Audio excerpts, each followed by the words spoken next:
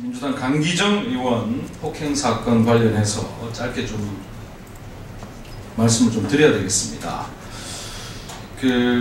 지금 대통령 경호실과 그다음에 주변의 목격자들 얘기하고 좀 다릅니다.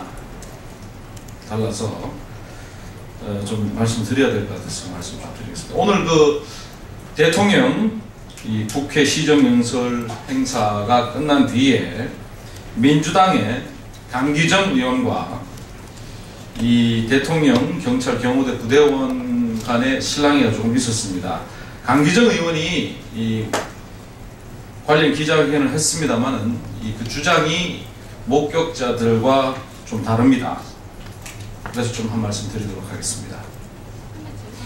대통령 경호실과 주위의 목격자들의 얘기를 들어본 결과 사건 정황입니다. 강기정 의원이 오늘 오전 10시 50분쯤에 국회 본청 앞에 정차되어 있던 대형 버스, 대통령 경호를 위해서 위험한 상황 있지 않습니까? 무슨 저격이라든지 하여튼 아주 위험한 상황 대비해서 대통령 시정연설 있을 때마다 이 버스들이 옵니다. 국회 사무처에 승인을 다 받고 그 위치에 정차해 있던 대형 버스들입니다.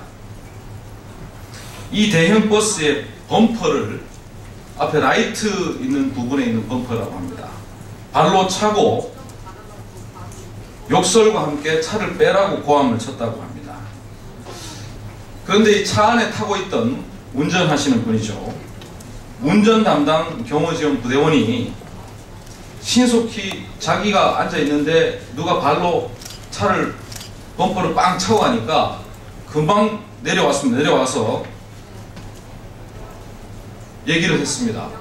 아니 누구길래 남의 차를 발로 찹니까? 하니까 대답이 없이 그냥 가길래 다시 한번 따라가서 이 뒷덜미, 어깨 부분 이 뒷덜미를 잡으면서 아니 누구신데 남의 차를 발로 차고 그냥 가십니까? 했더니 그러니까 주변에 있던 그때 당시 강기정 의원이 배지가 없었다고 합니다. 전부 이제 목격자들의 얘기인데 배지가 누군지 모르니까 국회의원인지 모르고 해서 이분이 아니 누군데 왜 버스를 발로 차고 가느냐 이렇게 얘기를 했답니다. 주변에 있던 민주당 의원들이 누가 함부로 국회의원을 잡느냐 하고 막 목소리를 높이는 사이에 강기정 의원이 자신의 머리로 이렇게 뒤로 빡 한번 쳤다고 합니다. 그래서 그 머리에 입술을 맞아서 이 부대원의 입술이 안쪽까지 해서 한 2cm 정도 지금 정확한 건 아닙니다만 2cm 정도 찢어지는 상해를 입었습니다. 그래서 이 부대원은 병원으로 응급 후송되고 봉합 치료를 받고 있고 강기정 의원의 폭력 행사에 대한 법적 조치 여부를 검토하고 있다는 소식입니다. 당시에 말씀드린 대로 강기정 의원은 국회의원 배지를 달고 있지 않았고 부대원이 이 운전하시던 부대원이 강기정 의원의 의원 신분을 알 수 없었다고 합니다. 모르는 상황이었고 또 이 버스를 보호하고 또 훼손을 방지해야 하고 손괴를 방지해야 하는 이 책임과 의무가 있는 이 부대원의 반응은 당연한 것이 아닌가. 왜 가만히 있는 남의 잘 주차되어 있는 버스를 발로 차느냐 하고 물어봤다는 그런 대답입니다. 강기정 의원은 기자회견에서 국회의원이라고 계속 말을 했는데 계속 폭행을 했다고 주장을 했습니다만 사실 이 사건의 피해자는 경호지원 부대원이다. 이런 주장입니다.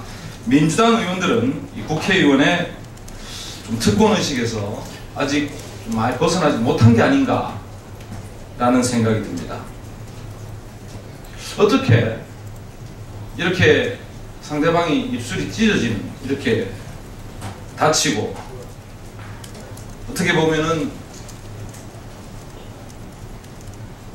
그 본인만 알 수 있겠습니다만 폭력을 휘두르고도 적반하장식으로 기자회견을 할 수 있는지 안타까운 마음입니다.